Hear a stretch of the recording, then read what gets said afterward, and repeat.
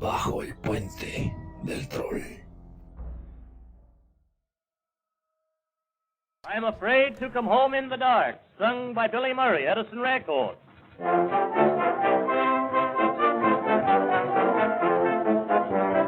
Jonesy married Mabel, a wise old owl was he. He told his wife he never drank a stronger thing than tea. But after honeymooning, at night he stayed away. And for a week he never got home till the break of day. At last poor Mabel asked the reason why. Said Jones, I'm going to tell the truth or die. Baby dear, listen here, I'm afraid to come home in the dark. Every day the papers say a robbery in the park. So I sat alone in the YMCA, singing just like a lark. There's no place like home, but I couldn't come home in the dark. She kissed him good morning, to see him she was glad. And when she tucked him up in bed, he said, I guess I'm bad. Next day the same old story, he came home just at dawn. But he got sober right away when he found she was gone. At noon he heard... Utilizamos la palabra mito con demasiada libertad, nos dice Clive Barker en el prólogo a Corazones Infernales, que es un bellísimo y oscuro libro lleno de cuentos y relatos de otros autores que no son Clive Barker, pero que han expandido el universo de Hellraiser a lugares que a menudo son muchísimo mejores que los lugares que las secuelas de Hellraiser han logrado expandir la franquicia. La gente habla de la mitología de Batman, de la de Freddy Krueger y de la de Hellraiser, pero siempre me ha preocupado este uso, dice Clive Barker. Parece inapropiado abaratar la palabra, la misma palabra que se usó para describir a las deidades del Olimpo y a los dioses de Asgard. Quizá, si dentro de 1000 años, una versión mucho más evolucionada del ser humano, en una nave espacial, en algún sistema lejano, sigue hablando de Pinhead, es posible que el término de mito entonces aplique a un ser que yo creé. Pero eso no significa que yo sea el creador de toda la mitología de Hellraiser. Con esta reflexión comienza Clive Barker su prólogo a este libro Corazones Infernales o Hellbound Hearts, que es el título oficial en inglés. Y Clive Barker culpa al fenómeno de su propio mito o del mito que se ha creado en torno a Hellraiser a distintos factores que coinciden en cómo su mitología se ha ido aderezando por medio de otros autores y de otras leyendas.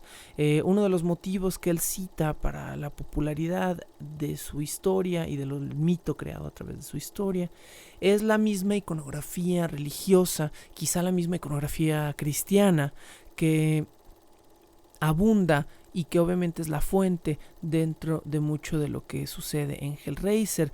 La mismísima imagen del Sagrado Corazón, un corazón sangrante atravesado con una espada de metal, es de la forma más pura el origen de la imagen del corazón lleno de alfileres o de clavos de Hellraiser. Clive Barker también dice que este mito es fuerte por las necesidades sexuales sadomasoquistas de cada ser humano. Estas necesidades que pueden ser vivas en algunos, latentes en otros, pero siempre presentes en la raza humana en un grado muy mínimo o en una totalidad. También dice Clive Barker que quizá la popularidad de su mito se debe al fetichismo, y aquí tenemos que hablar, por supuesto, de fetiche y de fetichismo en ambos sentidos. Primero, en el sentido religioso. En el sentido en el que se refiere al fetiche, que era una pequeña escultura de madera o de arcilla tallada o formada por alguien participante de una proto-religión o de una religión pagana que utilizaba este objeto como una especie de amuleto en el cual se encontraba presente su creencia o su dios. Estas esculturas de madera en muchas ocasiones han sido analizadas por antropólogos, y hay antropólogos que coinciden en que sí pueden representar imágenes de seres o de dioses sobrenaturales, pero más a menudo los fetiches antiguos representaban emociones o sentimientos desbocados. A menudo eran la ira, la furia, la pena, el dolor, todos estos sentimientos, todas estas sensaciones, los que de alguna manera representaban estos fetiches, y son efectos sensoriales que comulgan de una manera perfecta con el universo sensorial creado por Hellraiser. Recordemos entonces que el mundo de los cenobitas es un mundo sensorial de placer y de dolor que se confunden y que llegan a un exceso hasta convertirse en nuestra propia perdición, dentro de nuestra propia exageración. Clive Barker también puntualiza que si su universo de ficción se ha convertido en un mito, también es por todo aquello que lo rodea. Comienza diciendo que, por supuesto, están los cómics en los que las historias de Clive Barker se han convertido en un universo extendido. Están los tatuajes que marcan la piel de, yo creo que miles o millones de personas que alguna vez han decidido decorar sus propias carnes con un elemento propio de esta mitología. Yo mismo con un tatuaje muy lindo, muy diferente de lo que la franquicia es, pero que representa a Pinhead jugando con la configuración de Le Marchand o la caja de música o la configuración del lamento entre sus manos. También entre estas cosas está lo erótico del mito. Hay un elemento erótico innegable dentro de Hellraiser. Nos guste o no el universo de sangre y dolor que Hellraiser está utilizando como su centro erótico, la verdadera idea erótica detrás de Hellraiser es que cualquier cosa que desees puede ser obtenida siempre y cuando estés dispuesto a pagar un precio. Y curiosamente, son los seres menos egoístas en esta mitología los que por lo general terminan obteniendo verdaderamente lo que querían o lo que necesitaban en un principio, y son estos seres desmedidos, ególatras y totalmente interesados en su propio placer los que finalmente son castigados por la mitología. No es la típica mitología que nos habla de virtud y de verdad frente al vicio, sino una mitología que nos da un cuento con una cierta cautela mucho más humana. No seas ambicioso, no seas demasiado codicioso con tu fetiche, con tu gusto personal, que pases por encima de otros, o entonces otros más poderosos vendrán a pasar por encima de ti. Una reflexión que me parece muchísimo más adulta. Lo erótico, pues, del mito levanta apetitos ocultos en fans de esta mitología, en fans de esta franquicia que no sabían que tenían esos impulsos dentro y que quizá a través de esta franquicia lo descubren por primera vez. Y por supuesto, Clive Barker dice y agradece al mismo tiempo que esta mitología es del tamaño que es por los fans, quienes se vuelven fanáticos de esta leyenda, transmiten, como yo mismo lo hago en estos podcasts, la información, y quizá en estos momentos de curiosidad pueda haber alguien lo suficientemente interesado como para hacerse un fan él mismo. Clive Barker, en este prólogo a Hellbound Hearts, en plural, a Corazones Infernales, este libro de cuentos inspirados en su propia mitología, termina hablando de sus mitos de una forma muy animista, griega, aludiendo al mundo de las ideas, un mundo que ya se encuentra allá afuera y en el cual el artista a veces sumerge su mente o su pluma y del cual trae consigo en su literatura un cachito de ese otro mundo. Un universo que ya está exquisitamente creado, pero al que solo los artistas tienen acceso de vez en cuando. Barker nos dice que para él el proceso de crear el universo de Hellraiser fue como bajar a beber de un río que ya existía, al cual se acercó un día y del cual osó recoger una piedra que estaba allí oculta entre las aguas. Esa piedra era una piedra lisa, una piedra en forma de corazón, que resultó, por pura casualidad, tener amartillados decenas de clavos. Esta es la forma en la que Clive Barker refiere su éxito para con la franquicia tantos años después, en los que él ya ha abandonado sus días de director, continúa como productor, ahora es un pintor medianamente aclamado, pero quizá nunca tanto como por su franquicia de Hellraiser. Puntualizo toda esta importancia del mito, el por qué hacer un mito o qué es aquello que hace o que crea un mito, porque estamos a punto de caer en un oscuro bache en este programa, hablando de 3 de las peores entregas de la franquicia, que son, debemos decirlo, 3 de las peores películas que jamás verán en su vida, si es que alguna vez las ven. Puntualizo la importancia de qué es lo que hace un mito, porque hoy nos acercamos a un valle profundo. Más que un valle, un bache oscurísimo en la saga de Hellraiser.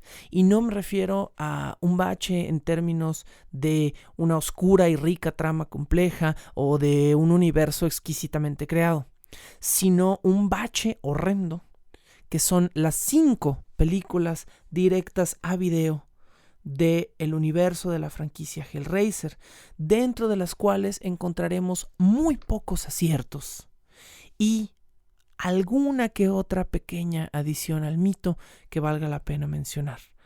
La mayoría vinculadas a los cenobitas y no tanto a los personajes añadidos.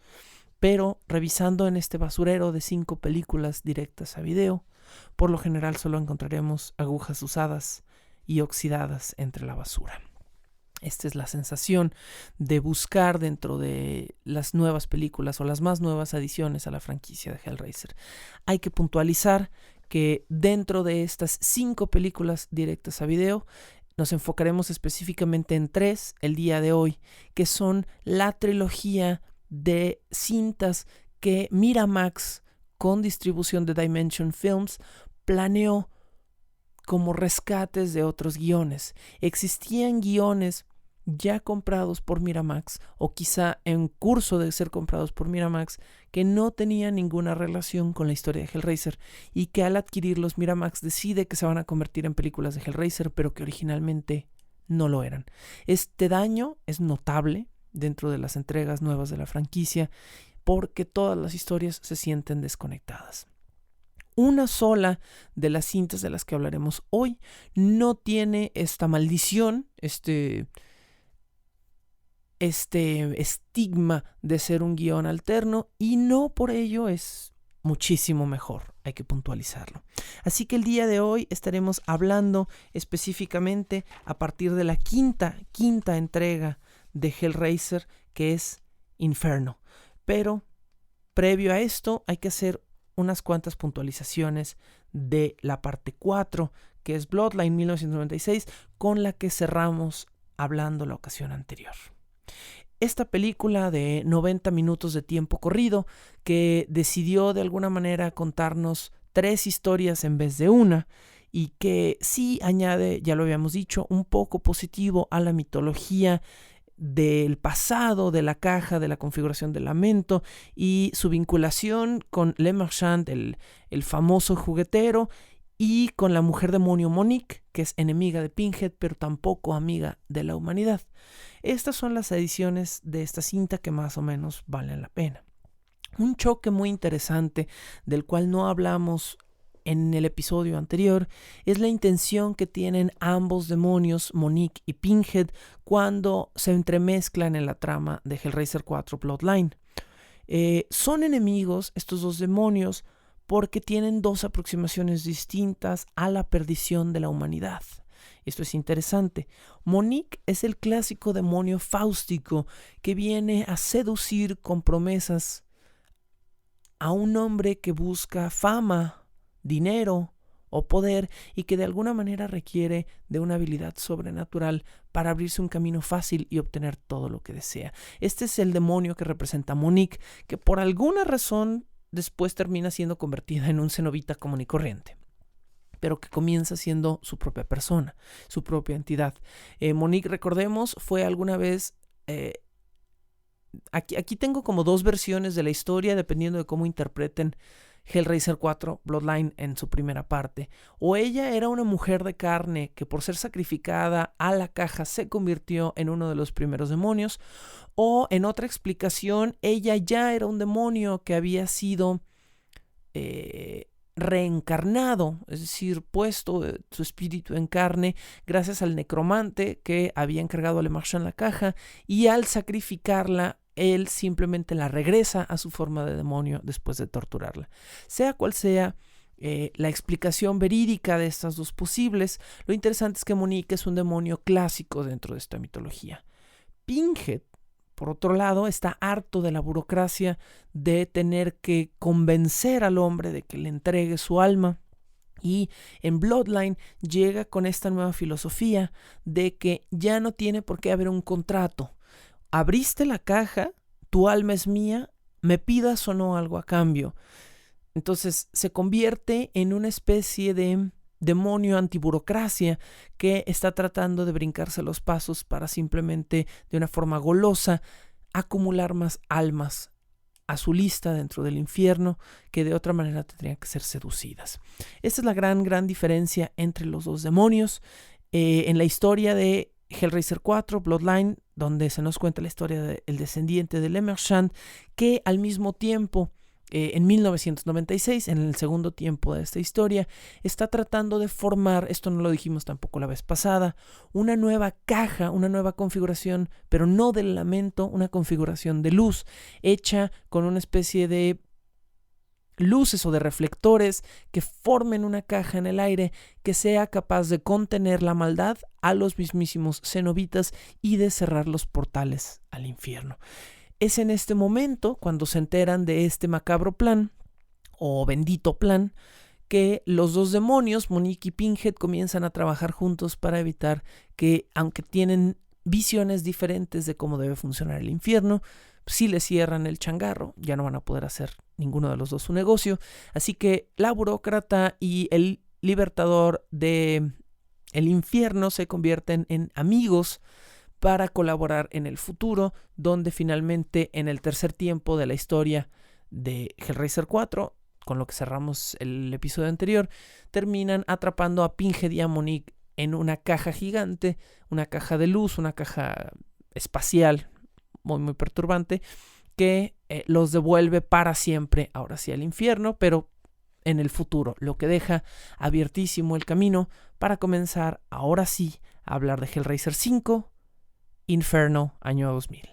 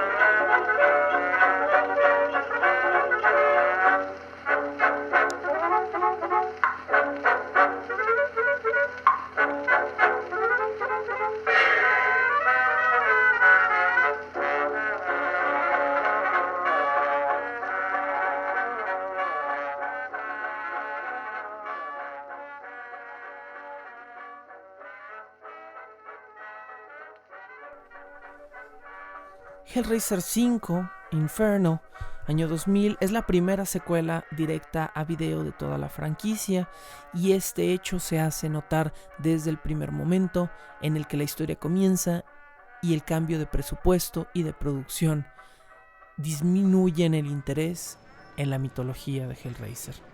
Si tuviéramos enfrente a una franquicia mucho más cuidada, hay ciertos estudios que respetan un poco más a sus monstruos y se encargan de mantener un estándar de calidad, o eventualmente terminan de haciendo borrones y cuentas nuevas donde revenden la franquicia a un nuevo director que hace un reboot o un remake que evita que las franquicias se estanquen con las malas secuelas. Esto está sucediendo justo en este momento con Halloween. Halloween está en un momento donde con la mismísima ayuda de los actores y creadores originales de la franquicia, Halloween va a tener un reboot que va a eliminar casi todas las películas de Halloween, excepto la primera y la segunda parte, dejando un espacio para contar la historia que sus creadores originales, junto al monstruo Michael Myers, quisieron contar desde un principio, sin tener que preocuparse de dinero. Dinero es el motivo por el cual existen todas estas malas secuelas, hay que decirlo y hay que reconocerlo. Vender una mala película bajo una franquicia famosa solo tiene la intención de lucrar con el mito sin respetarlo. Pero bueno, Miramax, ya lo habíamos dicho, junto con Dimension Films, no son una productora y una casa distribuidora que se caractericen por ser respetuosos con sus monstruos. Si no, alguien hubiera detenido esta franquicia justo después de Hellraiser 5 Inferno. Lo que sucede, lo comentábamos antes con Inferno, es que es una de 3 películas en esta franquicia que tienen un guión completamente separado del mito de Hellraiser, y que por una simple decisión monetaria ese guión es adaptado y aderezado con el mito de Hellraiser nada más porque sí. Inferno es protagonizada por el actor Craig Schaefer y coprotagonizada en una forma mínima por James Remar, a quien todo el planeta conoce porque hace el papel del papá de Dexter en la famosa serie de televisión Dexter, donde acá en Inferno es una especie de consejero, psicólogo, psiquiatra del protagonista que pues no termina siendo lo que dice ser.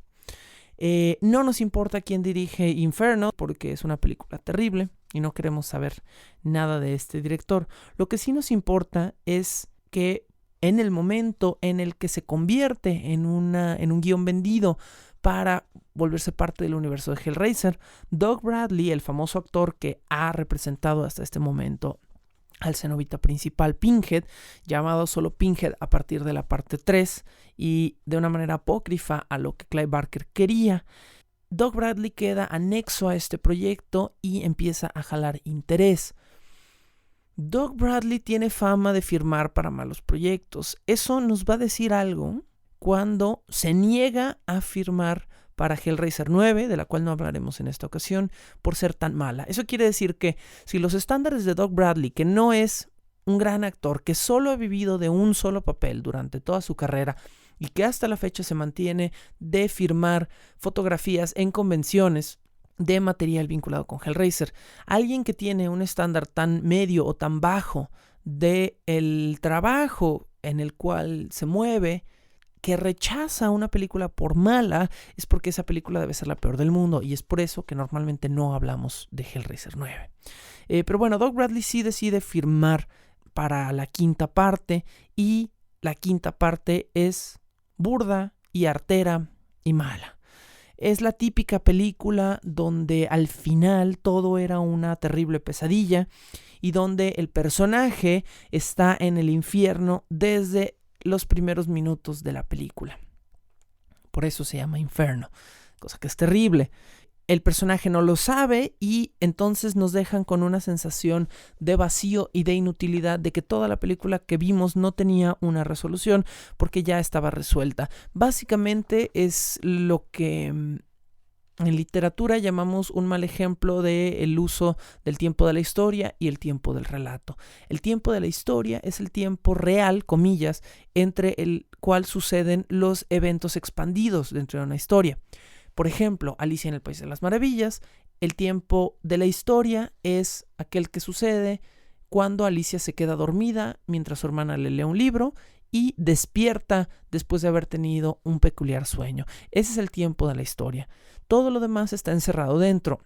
El punto con Alicia en el País de las Maravillas es que cuando entramos a ese mundo lo hacemos a sabiendas. Sabemos que ella en algún punto se quedó dormida y que quizá esto sea un sueño, pero la fantasía está también compuesta que quisiéramos que no despertara. Lo que sucede en Inferno es totalmente lo opuesto. La película empieza con algunas escenas de este protagonista que es un detective llegando a la escena del crimen en una especie de crimen ocultista y tomando la caja de Le Marchand, la configuración del lamento. Una vez que tiene en su posesión la caja, todo el resto de la historia se convierte en tiempo del relato, es decir, todo se vuelve una expansión. El protagonista abre la caja, pero esto la película no nos lo dice, nos lo oculta, y a partir de este momento, este detective, que no es un buen tipo, cae en las garras de Pinhead, quien, sorpresa, está oculto debajo de la imagen de James Remar, el papá de Dexter, y lo está aconsejando todo el tiempo mal para torturarlo en este mundo. Hay que puntualizar que esta historia, la historia de un detective más Pinhead o un detective más los cenobitas, se va a convertir en una de las fórmulas más populares para la franquicia, tanto en el universo expandido como dentro de las películas siguientes e incluso en uno de los ejemplos más grandes del universo expandido, que es la aclamada novela de Paul Kane, Sherlock Holmes y los sirvientes del infierno, la cual, por cierto, no he tenido oportunidad de leer porque es muy, pero muy difícil de conseguir. En este momento ya me enteré que se encuentra a unos medianamente accesibles 130 pesos en edición digital, en edición Kindle, que no se puede piratear, ha sido muy difícil intentarlo, y la edición física es virtualmente inconseguible por razones complicadas que no explicaré, pero dicen que es una de las mejores historias del universo expandido de Hellraiser, y es precisamente el detective Sherlock Holmes investigando un caso y topándose con los cenobitas. Esta estructura nace de Hellraiser 5 Inferno, que se convierte en una de las peores entregas, pero en una de las estructuras más populares para la historia de Pinhead. ¿Por qué? Porque es muy sencillo tener a un personaje que está buscando algo que él cree que es terrenal y hacerlo encontrarse con un mundo fantástico. Es una de las fórmulas más simples para generar fantasía. Entonces la estructura de esta película se va a repetir en varias ocasiones, y una de las ocasiones en las que se va a repetir es Hellraiser 6, Hellseeker, el buscador del infierno. Y cuando decimos el buscador del infierno suena como que es una versión muy muy mala de Google. Los títulos de las películas de Hellraiser también se vuelven muy lamentables a partir de aquí. Hellraiser Inferno, bueno, ok, está bien, excepto porque Inferno es el mal chiste que nos cuenta toda la película al final. Hellraiser Hellseeker es hasta incómodo de decir, de tan cacofónico en inglés. Hellraiser, el que busca el infierno, o el buscador del infierno, creo que sería la traducción más digna, pero no suena digna. Es un mal título porque precisamente está telegrafiando todo lo que originalmente estaba oculto en el mito. Los cenobitas se suponía que debían ser seres positivos, no seres infernales desde un principio. Y bueno, Hellseeker es de 2002, 2 años después comienza una nueva pesadilla, y la película inicia con una posibilidad que es interesante hasta eso. Ashley Lawrence, la actriz original que representaba a Kirsty Cotton en la primera y segunda entrega de Hellraiser, vuelve a la franquicia como Kirsty Cotton durante 3 minutos y luego la matan en la película, y dices que no es posible. Pues sí, así comienza esta película. Kirsty y su en apariencia querido marido van manejando muy felices por la carretera, cruzan un puente, de repente él pierde el control sin razón aparente y se salen del puente, él sale del carro, después trata de regresar por Kirsty bajo el agua y su cadáver ya no está. Entonces, cuando llega la policía, interrogan al marido y el marido, quien ahora se convierte en el protagonista de toda la cinta, tiene que dar una explicación de por qué su esposa desapareció bajo el agua.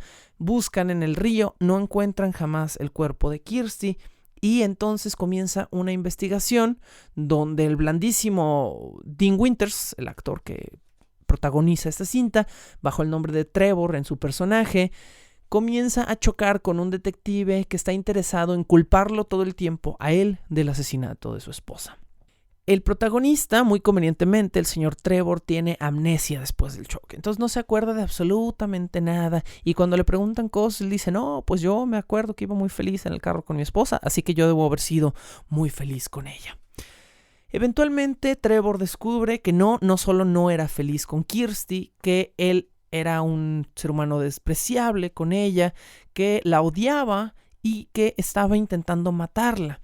Incluso llegó al punto de a través de manos de uno de los guardianes de las cajas, de música, obtiene una caja y sin saber el pasado de Kirsty, le regala la caja en un aniversario, haciendo pretender que dentro tiene algo para ella, pero sin saber que Kirsty ya conoce qué es lo que hay dentro de la caja. Cuando él le regala a Kirsty la caja, ella comienza a sospechar que él quiere matarla. No sabemos por qué, pues porque le dio una caja maldita llena de cenobitas, claro, por eso. Y cuando Kirsty comienza a sospechar que su marido quiere matarla, abre la caja, esto se revela ya al final de la historia, pero habla con Pinhead, quien la recuerda, por cierto, y le dice que ya han hecho tratos antes y que le ofrece un trato nuevo. Abrió la caja para ofrecerle 5 almas a cambio de que su matrimonio termine. Pinhead acepta ambicioso el trato a cambio de 5 almas, acepta perdonar a Kirsty y terminar con su matrimonio. Lo que nos lleva a la revelación final de esta película. Que adivinen qué es. Pues sí, Trevor es la 5ª alma ofrecida a Pinhead y desde el principio de la película él ha estado condenado al infierno, ya está en manos de los cenobitas, solo que él no lo sabía y Kirsty está viva y coleando afuera del infierno. Así que tomaron la mismísima mala estructura de Hellraiser 5 Inferno en Hellseeker y la reprodujeron casi idéntica, pero me atrevo a decir que peor, pero honestamente no sé cuál de las dos películas es peor, si Inferno o Hellseeker. Yo diría que las dos son entregas espantosas. La película termina como la película anterior otra vez. Bú. Terrible. Bú para toda la gente que hizo esta película. Hellseeker va a ser precedida 3 años después por la 7ª entrega de la saga, Hellraiser 7, Deader. Ese es el título de 2005. Más que muertos, pero a mí me gusta llamarla muerteados.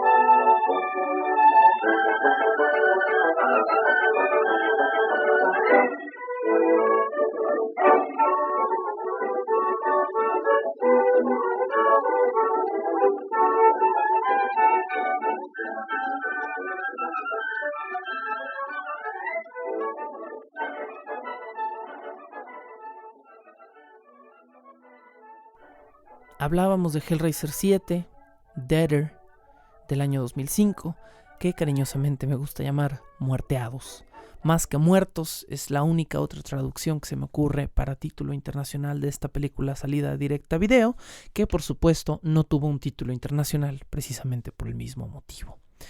Esta es el siguiente intento de Miramax de volver a meter a Pinhead dentro de una película que no tenía nada que ver con él en primer lugar, para vender boletos de taquilla, o en este caso, como la película ni siquiera llegó al cine, para vender más los DVDs. Doug Bradley, el famoso actor de Pinhead, vuelve a la franquicia y pone el que a mi gusto ahora sí debió haber sido el último clavo en un ataúd que ya está tan lleno de clavos que está peor que un cenobita, pero no lo hace. Deader recicla parte de la historia de Hellraiser 3, Hell on Earth.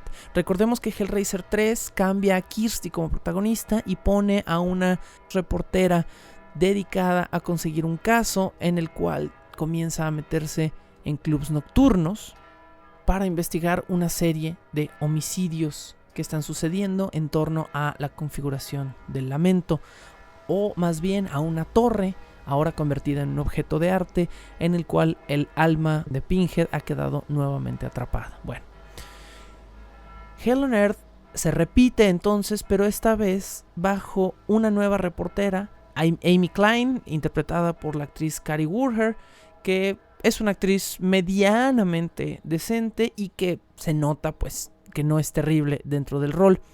Representando a Amy Klein, esta reportera gonzo, periodista gonzo, es decir, que le gusta meterse de manera personal en sus propias historias y que es famosa por hacer todo lo imposible para conseguir lo que quiere en términos de chamba.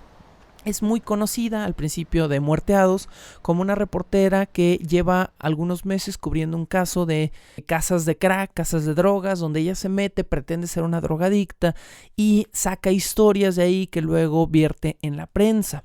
Saliendo de una de estas asignaciones, su jefe, su editor en jefe, la convence de comenzar a trabajar en una nueva comanda que nos suena medianamente interesante. Debo confesar que de todas las malas premisas de Hellraiser, Deader es la menos mala, pero aún así es una película terrible. La premisa de Deader, y de ahí su nombre, es que el editor en jefe de Amy Klein la envía a cubrir un nuevo caso de un culto donde jóvenes se suicidan en video y muestran ese pietaje, los videos de sus propios suicidios, mezclados con escenas de un líder religioso llamado Winter resucitando a estos seres. Winter, hay que decirlo, por supuesto, es como una versión espantosa de Chris Angel, pero más madreado y además totalmente vestido de blanco. Por eso el nombre Winter. Amy se adentra en este culto y empieza a tratar de descubrir dónde está el chanchullo. Pero se le sale un poco el tiro por la culata cuando descubre que Winter realmente tiene poderes sobrenaturales y es capaz de hacer resucitar a la gente. Así que Amy decide adentrarse muchísimo más en el culto y averiguar qué es lo que está sucediendo. Eventualmente descubre que los poderes de Winter, que son reales, provienen de adorar o de estar en posesión de una antigua caja de madera que, sí, lo adivinaron, pues es la configuración del lamento, misma que al rendirle una especie de culto de sangre, al sacrificar sangre en su nombre, le confiere a Winter algunos poderes que no debería conferirle y por los cuales quizá los cenobitas no estén muy contentos eventualmente. Así que en este culto, la intención de Winter es llevar a estos chicos oscuros, suicidas, adoloridos, hasta el término máximo de su depresión, que es el suicidio, y después devolverles la vida. Y ellos se hacen llamar los Deaders, los muerteados. Esto es, de nuevo, la premisa logra ser más o menos interesante. Después la historia llega a un punto nuevo de interés, que es que Amy, cuando ya está metida en el culto, es obligada a pasar por el mismo proceso que todos estos chicos y la llevan literalmente al suicidio. La forma en la que lo hacen es poner una cama al centro de un cuarto donde están todos los chicos que ya alguna vez murieron y Winter te da una opción, una forma de suicidarte, te suicidas y luego él, a través de un beso muy extraño y nada apasionado, te revive. Bueno, Esa es la mecánica. Así que Amy se mete hasta los calzones en este culto y llega hasta el punto donde le pasan un cuchillo y le dicen suicídate porque te vamos a revivir. Esto es un punto interesante en la historia y tiene consecuencias muy muy peculiares dentro de la película. Algo que no le dicen a Amy y que no ve ella en los videos es que las heridas del suicidio que fue el causante de tu última muerte, como regresas pero tu cuerpo ya no está vivo, nunca sanan. Entonces Amy comete el grandísimo error de apuñalarse en el corazón. Y cuando regresa de la muerte, su herida, ella cree por un momento que todo lo soñó y despierta en su cuarto de hotel metida en una tina, pensando que nada pasó, pero de repente voltea y ve la tina y la tina se está llenando completamente de sangre. Y cuando sale del nivel del agua, en un boob shot gratuito, por supuesto, como tienen muchas de estas películas, se da cuenta de que tiene una puñalada en el corazón y de que su corazón sigue bombeando sangre a su cuerpo, pero no tiene forma de contenerla.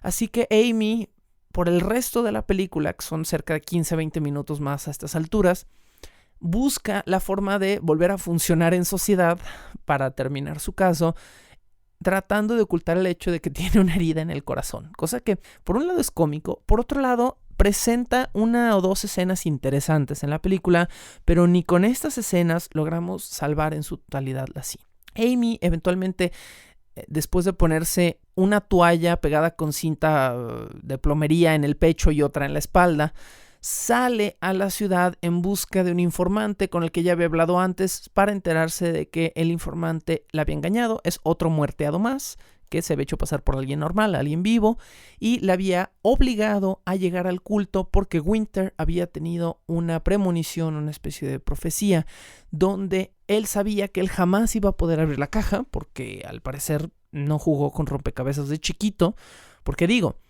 todos los demás personajes de las películas de Hellraiser que han estado en posesión de la caja han logrado abrir la caja. No parece ser la cosa más complicada del mundo. Pero Winter jamás logra abrir la caja, pero recibe en profecía a través de la misma caja que alguien llegará a abrirla. Intrigado por esto, él envía el video a Amy, quien llega y se convierte en la facilitadora de su profecía. Entonces Winter confía en que ella abra la caja. Cuando ella regresa, él la está esperando con los otros muerteados y con la caja. Y ella abre la caja, pero para sorpresa de Winter, de la caja pues brotan los cenobitas.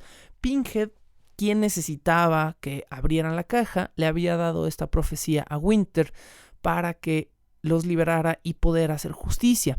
Pinhead está molesto porque Winter está usando los poderes del infierno sin aprobación oficial de la burocracia infernal.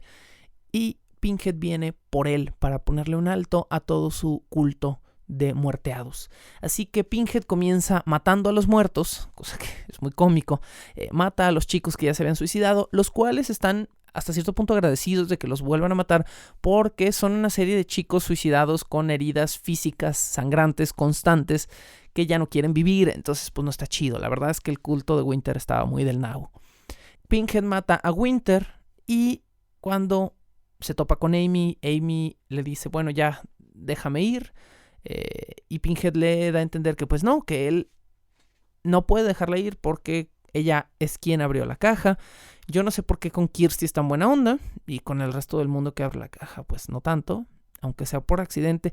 Eso siempre me ha molestado y siempre me ha parecido negativo de la franquicia de Hellraiser. La caja representa el cómo si tú buscas tu propio deseo desmedido, ese deseo desmedido regresa a castigarte. Lo que jamás voy a comprender es por qué Pinhead en las malas secuelas, digo, y es por eso, pues porque son malas, se convierte en este ser al que no le importa la mecánica de la caja y que eventualmente no le importa quién haya abierto la caja ni por qué motivo. Si abriste la caja debes morir. Y esto es muy ridículo a partir de Hellraiser 2, porque tenemos en Hellraiser 2 a Channard poniendo a gente mentalmente inestable a jugar con las cajas de música para ver si pueden abrir una entrada al infierno, y a estos demonios llevándose a esta gente porque simplemente tocaron el timbre, cosa que me parece aberrante para la propia mitología de Clive Barker. Y me gustaría decir que el mismo Barker estaría de acuerdo conmigo, pero él es el autor de Hellraiser 2 Y pues no, es donde introduce él este elemento que me parece muy absurdo. Si yo construyera una historia dentro del universo de Hellraiser, me parece fundamental que si alguien abre la caja y no es responsable de querer abrirla, no debe ser castigado. Solo el gato curioso es a quien se le debe de pisar la cola con la mecedora. Eso es fundamental para mí en la mitología de Hellraiser.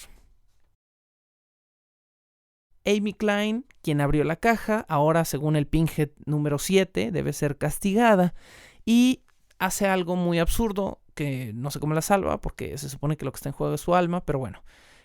Amy toma el mismo cuchillo con el que se había suicidado antes en la película y se vuelve a suicidar, pero ahora por segunda vez, y como Winter ya está muerto, ella realmente se muere, y como no es Pinhead quien se la lleva, sino que ella se mata, su alma se va a otro lado, se va al cielo, digamos, en vez de irse al infierno.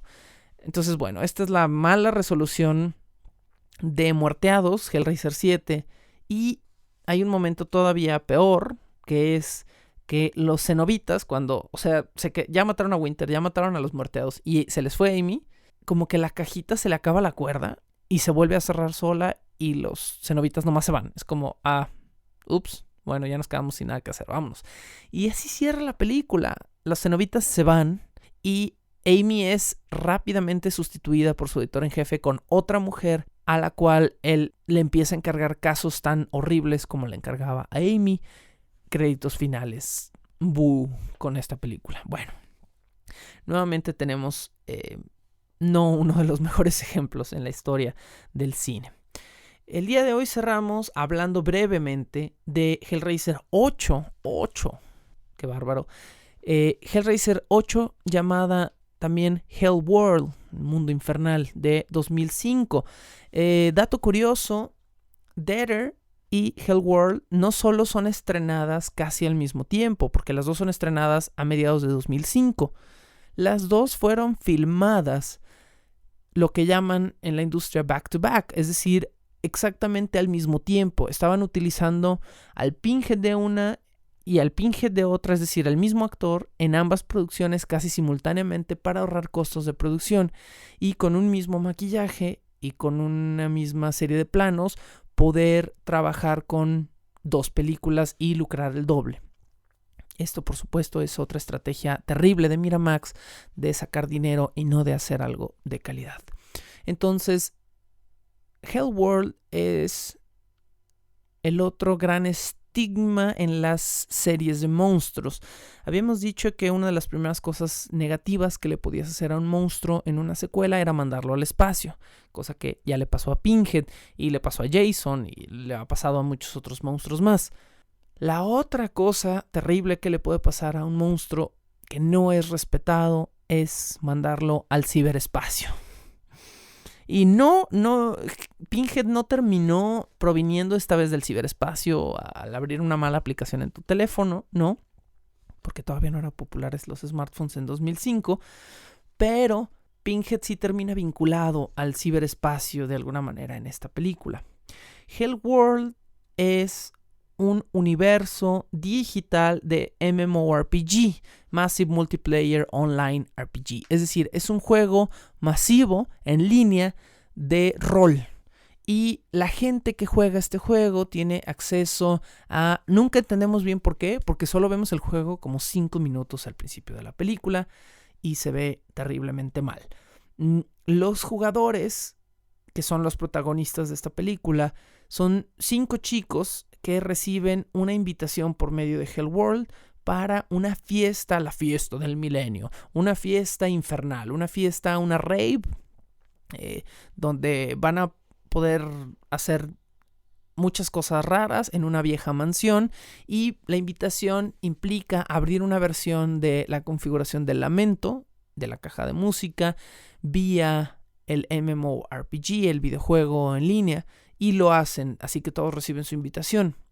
Al llegar a esta casa se encuentran con que el huésped de la fiesta es un hombre muy muy peculiar que, justo con los 5 chicos que son los protagonistas y no con los otros 200 tipos que están en la fiesta, es muy amable, los invita a su sótano, y en el sótano cada uno queda expuesto de una manera a una especie de droga. uno de los chicos está jugando con un tarot y una de las cartas le mancha los dedos de una forma muy peculiar. Otros chicos beben una botella dudosa que el anfitrión les sirve. Otro chico se clava una especie de aguja envenenada en el dedo y así sucesivamente. Todos los chicos quedan como envenenados por este huésped peculiar.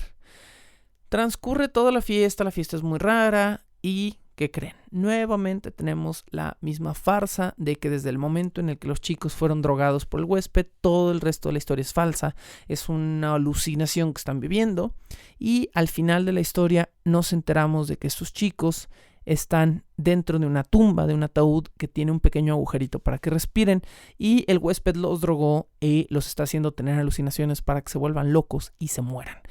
¿Quién es este fulano, este huésped? Bueno, ahí viene la historia. Terrible historia. Estos chicos eran compañeros de clase de otro chico que se llamaba Adam, que se suicidó. Y el papá, que resulta ser el huésped, de la fiesta, manda a llamar a estos chicos. Bueno, quiero que sepan el plan laboral. Él utiliza el videojuego que ya jugaba su hijo para encontrar a los otros chicos que eran sus amigos y él los culpa de que su hijo se haya suicidado, aunque ellos realmente no tuvieron la más mínima culpa. Para poder accesar a todo ese misterio y poder, él utiliza la caja de música y Pinhead se convierte en un personaje terrible, en un mero accesorio que aparece en las alucinaciones de esos chicos para hacerlos sufrir, pero diciendo frases tipo Freddy Krueger horribles. One-liners, así, frases de una línea que realmente no tienen nada que ver. A menudo estas frases son repetir Adam was right, que es un juego pues entre que Adam el chico tenía razón y entre hablar un poco del Adán bíblico.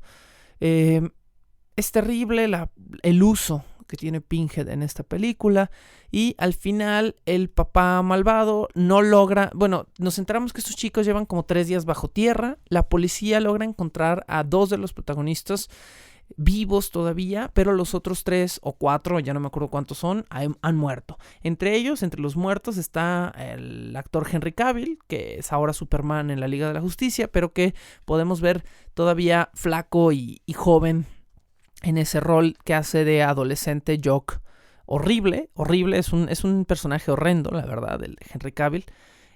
Pero bueno, él dice ser fan de los MMORPGs en la vida real, entonces a lo mejor por eso aceptó la película, no sé, no estamos seguros.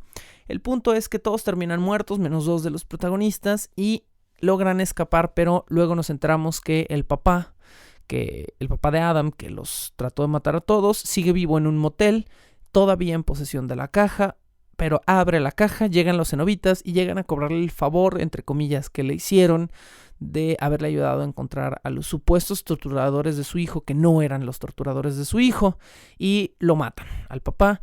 Y en un final totalmente chafa de película serie B, que es exactamente lo que es, straight to video, Pinhead se les aparece a los 2 protagonistas ya cuando están libres y bien al final y les pega un sustote como por el parabrisas de su carro mientras van manejando para tratar de sacarlos del camino. No logra matarlos, pero estos chicos se quedan así como, oh Dios mío, Pinhead es real. Y créditos finales. Así es como terminamos con el bache oscuro de algunas de las películas de Hellraiser que no merecen existir. Punto a favor, entre comillas, hay que mencionarlo.